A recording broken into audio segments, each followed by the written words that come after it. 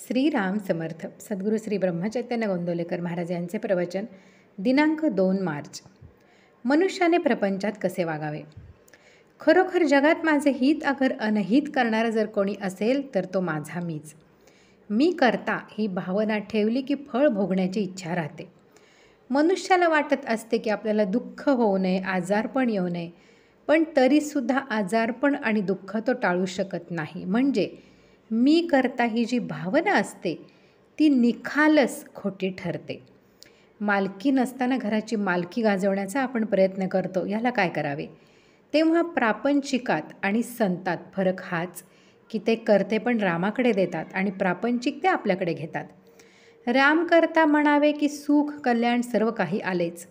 त्याच्याकडे सर्व सोपवा आणि आनंदात राहा. त्यातच खरे हित आहे.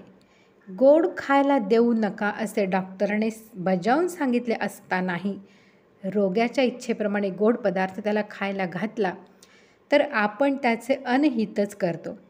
तसे विषयाच्या लालचीने विषयाला बळी पडून आपले अनहित आपणच करून घेत असतो. आजारी माणसाला 3 गोष्टी कराव्या लागतात. एक कुपथ्य टाळणे, दुसरी पथ्य सांभाळणे आणि तिसरी औषध घेणे. तसेच भवरोग्यालाही 3 गोष्टी कराव्या लागतात. एक दुःसंगती, अनाचार, मिथ्या भाषण, द्वेष, मत्सर वगैरे अवगुणांचा त्याग करणे. दुसरी सत्संगती, सद्ग्रंथ सेवन, सद्विचार आणि सदाचार असणे. आणि तिसरी आणि सर्वात महत्त्वाची गोष्ट म्हणजे नामस्मरण करणे. हेच औषध सेवन होय. साधन हे वयावर अवलंबून नाही. मी केव्हा जाणार हे माहीत नाही, तेव्हा वयाने मी मला मोठेच म्हटले पाहिजे. आपण आपल्या जिभेला नामाचा चाळाच लावून द्यावा. पहिल्याने विसरेल, पण सवयीने आपोआप आठवेल आणि मग भगवंताच्या अस्तित्वाची जाणीव होईल. साधनात थोडी बळजबरी पाहिजेच. नियम थोडा असावा, पण तो प्राणापलीकडे सांभाळावा. नियम जास्त केला तर तो चुकवता कसा येईल याचा मार्ग मन शोधायला लागते. नाम घेणे हेच भगवंताकडे चालणे होय. साधनेत पुढे आलेले आपण मागे जात नाही ना, याकडे लक्ष पाहिजे.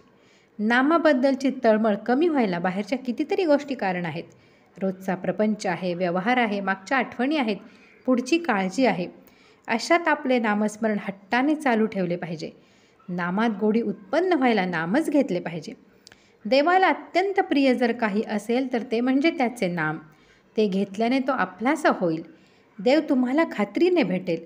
जसे पाणी गोठल्यावर बर्फ होते तसे नाम घेतल्याने श्रद्धा घट्ट होते. श्रद्धेमुळे देवाला तुम्हाला भेटावेच लागेल. त्रिवेणीचा संगम जर कोणता असेल तर तो म्हणजे देव, भक्त आणि नाम. जिथे देव असेल तिथे भक्त आणि नाम असते आणि जिथे भक्त असतो तिथे नाम आणि देव असतो. आजचे बोधवचन.